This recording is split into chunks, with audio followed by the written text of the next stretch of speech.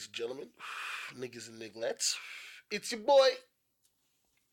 Now, I'm sorry I'm doing the vlog kind of like wishy washy. I didn't. Well, hold on. If you've been paying attention to my Smokers Corners on my IG for my podcast, which is Balance of Opinions, I stated in there first vacation with some family members I haven't vacation with. I didn't really want to record them. I didn't really want to record the wife and the kid too much. Just kind of wanted to record some of the experience and then be able to talk about it later. But through the drinking and smoking that I proceeded to do during the vacation, which was in August, I didn't get to it. So just know that there's going to be parts of me like this, and then there's going to be parts of where I was at and the interaction I had with them explaining the distillery, which is Forbidden Spirits, or over at Volcanic Hills, which was a winery, or the winery that my uncle took me to that he first brought my auntie to when they first went out to BC.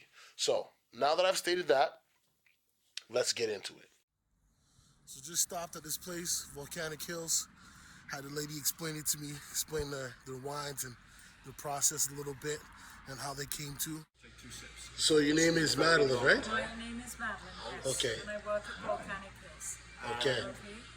Because this is very dry. Volcanic the first Hills taste is will named be after Mount Boucherie, very which is an extinct volcano from second 50 taste will million give you a years better ago. understanding. Okay. The lava outflow is settled in this region, responsible for the mineral content in our wines.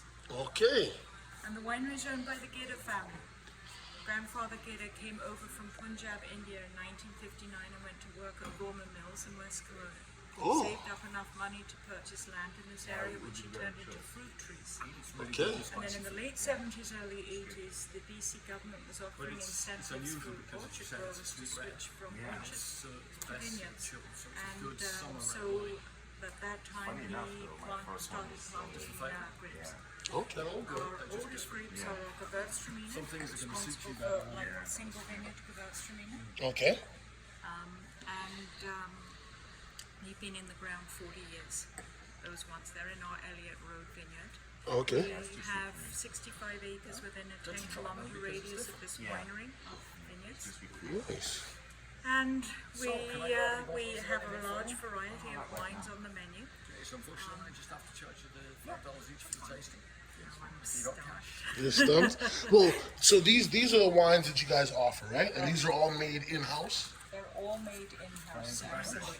I know it's a winery. You have to ask these questions, man. Get up on my vlog. Yes, you do. Yes, you're quite right. They're always, yes.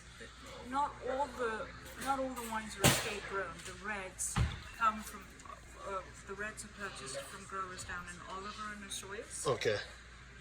because it's not warm enough up here to grow the bolder reds. Okay. But the rest of what you see on the menu there Yes, the rest of the stuff that's on this menu. So we would is all say made in-house. the stuff that's Yeah. labeled yellow is kind of what's made in house. So everything that's highlighted in yellow is what's opened on the bar. As you can tell, we've got in the region of 16 wines plus our ice wines Yes. on the back. Oh. So when you've got that many wines, you can't have them all open on the bar. Of course. Okay? Because, some people will taste some will taste others, and then you have wine going, Bad. well, not necessarily going bad, but not being at its best when you leave it open. Okay. Okay, so we select wines between 5 white and 5 red normally that will be opened on the bar, and those will be the ones that are popular. Those will be the ones that look at the time of year that we're serving the wine. Okay. So rosé, for instance, very popular in the summertime. Yes. And then it would also be about inventory. How much inventory have we got? Okay. Because if we're getting lower in inventory, sometimes we'll pull something back off the menu, take it off the menu. Yeah, so just you to can. make sure that we can keep our supply. Okay. All right. Well, thank you for all Was of that good? That was or great. what? Volcano Hills. The lady was actually not a journalist, but she did time producing TV shows. Yeah, sorry, I'm smoking at the same time. You know what I mean? So I'm gonna get shit confused from time to time, but yeah. So hers is gonna sound as clean as my brother and me can get it. I didn't really take that into hand.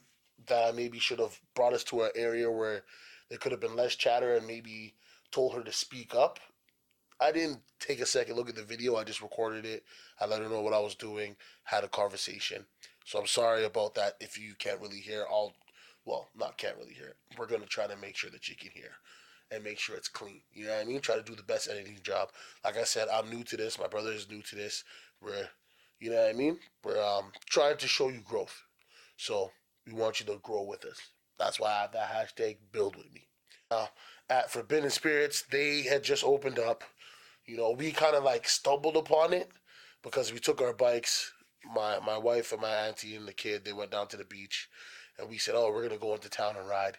You know what I mean? So we're gonna check out some distillery. Well, not distilleries. We're trying to look for wineries because I'm not a wine drinker. I don't know why people love wine so much. So I'd say, hey, I'm in BC. These people do this stuff.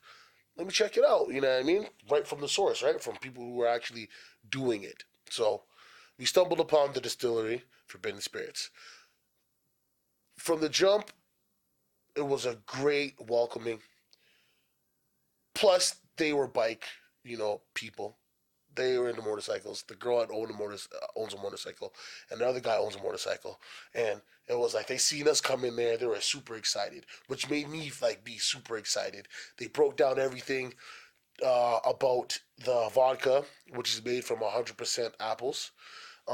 They distill it 25 times, I think, for the bottle I got. Me and my uncle got the Rebel, and then 50 times for the Forbidden. I think that, or the Forgiven. I can't remember. Sorry. Don't mind me. I didn't buy that bottle. It was a little bit more expensive than I wanted it to be. I wanted to just take something home, and they said they're going to be online soon. So I'm like, I'm going to deal with that. As well as they're doing a whiskey and a gin. And I think it's going to be the same as the vodka, straight apples, which I'm excited for because, the vodka one, like, it tastes like vodka, but it's just that apple, it just feels like it's cleaner. I know it sounds kind of, fruity to be saying them type of things, but it just felt cleaner for a clear vodka. Like, very good, very smooth. I mean, I had my mother-in-law try it out. Sorry for the sniffling. I'm still kind of sick, under the weather. My mother-in-law tried it out. She loved it. She was like, "Oh fuck, sorry, cursing again, trying to clean it up." Like I said, I'm new at this, trying to be a little bit more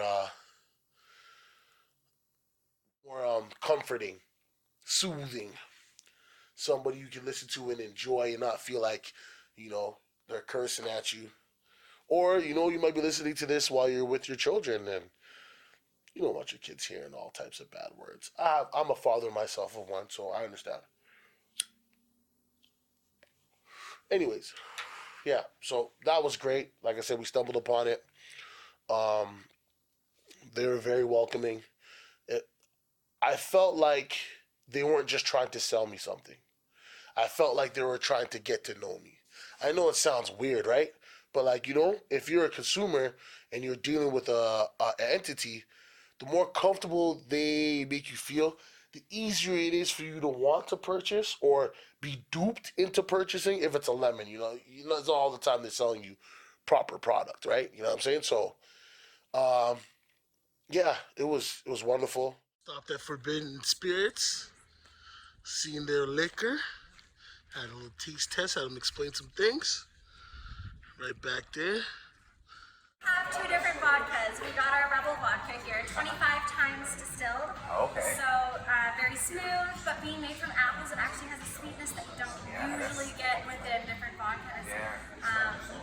The Rebel, we purchased these apples. So these are all Okanagan apples, a big blend of all the apples you can find in the Okanagan, and that makes us able to make it all year round. So versus waiting for the apples to harvest, like our Forbidden here, this one we can produce consistently. So this is the Rebel. Yeah. And this is the Forbidden. Okay, so some Adam and Eve's type of stuff, huh? Yeah, well, we have that Forbidden fruit. too. Okay. So our Forbidden is 50 times distilled. 50 times. Yeah, and so it's made, all the apples are right on the property right here. Yeah. So those ones, that makes us only be able to make it once a year, so it's a small batch. Okay. We only made 957 bottles this year. And that's just based on Of which we how have much you have. 635 left. Absolutely. 634. 634. So it's always going down. It's selling really is that ultra premium. The sweetness that you find in the Rebel kind of disappears when you distill it more, but it has this beautiful butterscotch undertone within it. Okay. So completely different. When you look through this bottle, you see the fallen angel reaching for the forbidden fruit. And that's the apple that Eve picked in the Garden of Eden. Okay. And this is all the animals in the Garden of Eden. Okay. So Eve's original sin of picking the apples coming up next year is Eve's original gin. And Adam's apple brandy's coming this Christmas. You guys are online? We are, yeah. Less sweet, less apple. Sweet, less apple, more This is the butterscotch. forbidden. It almost has like, it almost feels like you have cream in your mouth because it's the viscosity is different. So sweet. Yeah. That's good. This will turn me. Custom made still important for Germany. Yeah. This is nice. You know, you have good equipment, you get good results. I'm a vodka man too. All the vodka is made out of apples, which is crazy. Never heard of an apple vodka. Well, actually, I guess Smirnoff tried it, but you know Smirnoff is doo-doo, right? These people got some nice liquor, you know what I'm saying? So, went there. I'm not a wine guy. I explained it to them, and they were courteous enough to give me some, like, starter kit wines. You know, to see if I liked a dry wine, a sweet wine, a red wine, a white wine. You know what I mean? It was awesome. I asked a whole bunch of questions. The lady was very informative. She let me know exactly their process in the sense of, you know, what's made in-house, what's not made in-house, how the place came to be. Not their full method, but like some of the wines or some of the grape is there. Some of the grape they get from somewhere else. Sometimes they get wine or a specific ingredient or specific grapes to make a certain type of wine from another place. It was just a great experience overall. So apparently this is the first winery my uncle took my aunt to, BC. They all pretty much look the same, except for the outside of where they're at, what they're doing. Hopefully I can get these people to talk. But yeah, I'll switch up with the tapestry. So tapestry is 1/3 of our entire production. Super floral, has a little bit of citrus to it as well as some clove notes. Okay. And then over the south, this one's more of a new world approach. So getting a higher residual sugar rate, a little bit more of acidic features, and getting more guava and grapefruit off of it. Okay. There you go. Absolutely. So this one here is actually a blend. Cuvée is a blending technique, not a grape. So instead of our winemaker kind of crushing, implementing How's the all the tapestry? grapes in this blend separately, and then kind of Yeah, a little bit on the sweeter side. I'm gonna sweet More into the dry. try. Yeah. But it's good though. Okay. This one you said was the tapestry, right? This is the saplo that I poured. Okay. Yeah, so I will pour you the sab and then the tapestry. Okay. Okay, and I'm just gonna use some water to just cleanse your palate before we go into the reds. Okay, yeah, absolutely.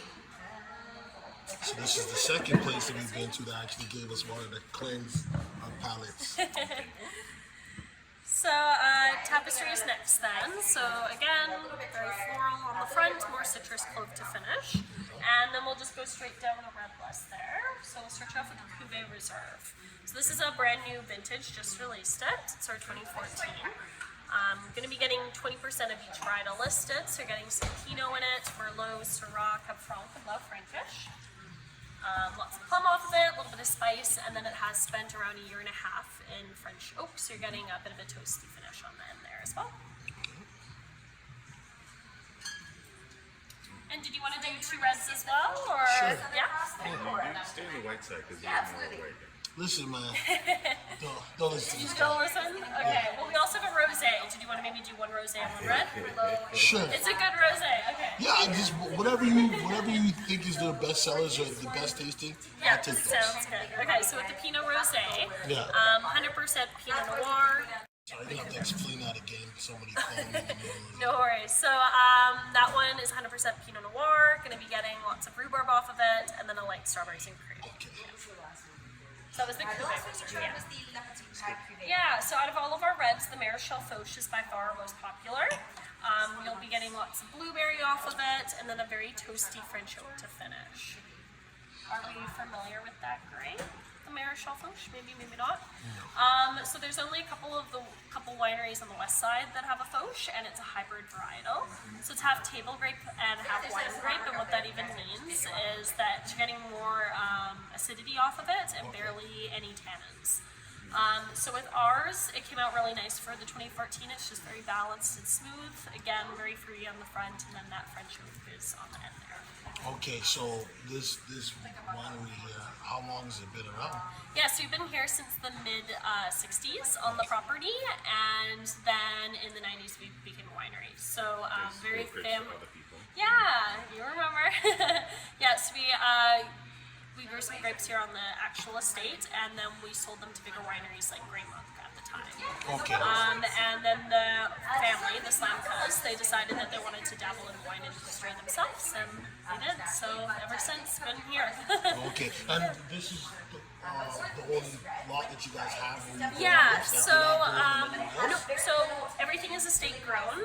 Everything you've tried so far is estate grown, other than one wine we have called the Southern Cross. That's our heaviest red. We did purchase some from a local vineyard down in Oliver, and then blended it in with our own estate grown. But yeah, everything is just out front.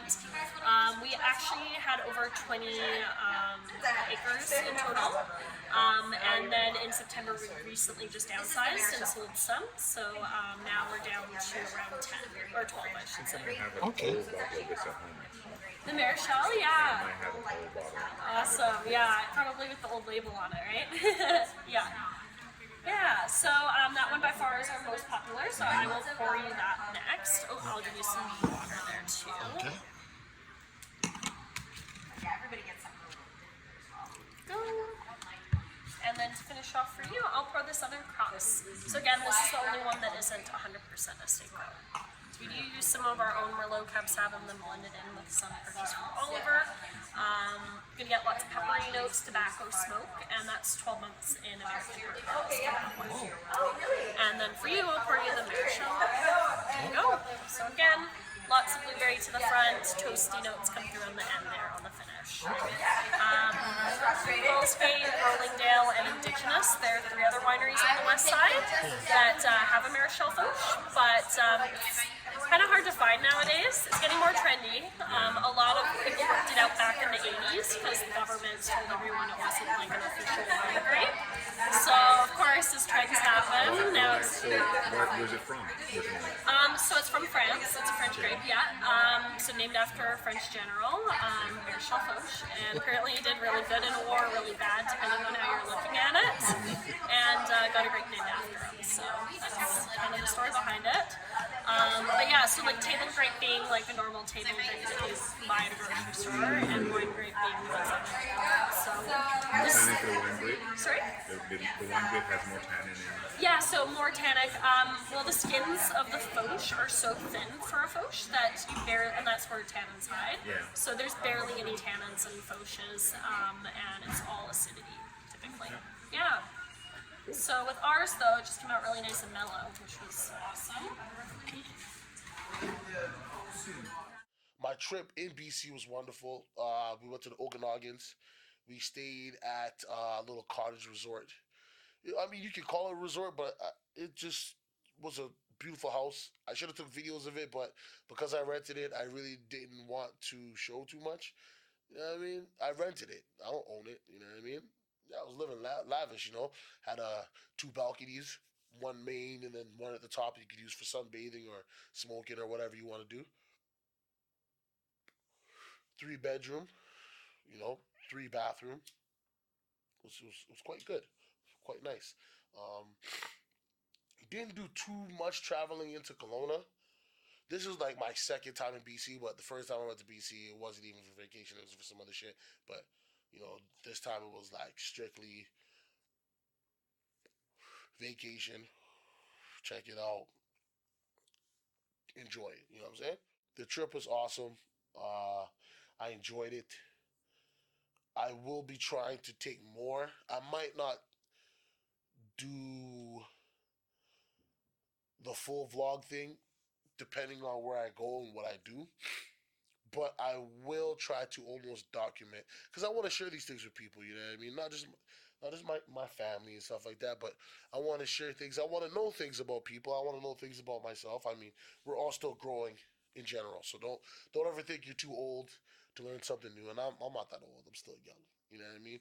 My body just old because I don't take care of that shit, as you can physically see. But we gonna make it.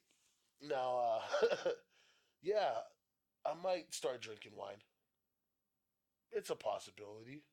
I mean, in a couple of years. Same thing I say about my sports bike. Like, I'm like, yeah, I'll get rid of my R1 in like a couple of years and get myself an old man chopper so I can lean back and relax. But right now, I really like speed. I like that get up and go. You know what I mean? That like fuck you. That fuck you speed. You know what I mean? But yeah. Don't mind me, little blaze now. Hit the herb pretty good. Um, I hope you all enjoy this. And I would hope to get some comments, some likes, some dislikes of what you think of this little mini vlog I made and the editing, or what I'm saying. My brother's, like I said again for like the third time in his little video here. My brother's possibly going to edit this out or not, or he might pick and choose which ones of these pauses I do and explain this to let you know what's going on and how we're growing and how we're doing. But shouts out to everybody who supports me, as well as people who don't support me, because sometimes a little bit of that sprinkled in with the intuition and the will to get something done can go a long way. So I hope y'all can grow with me how I'm trying to grow with y'all. And like I hashtag it 90% of the time when I make certain posts and I do videos like this, or I put out a couple clips of the podcast. I want y'all to build with me. All right? Build with me. Okay? Other than that, you know who it is. It's your boy. Nice talking with you. We gone.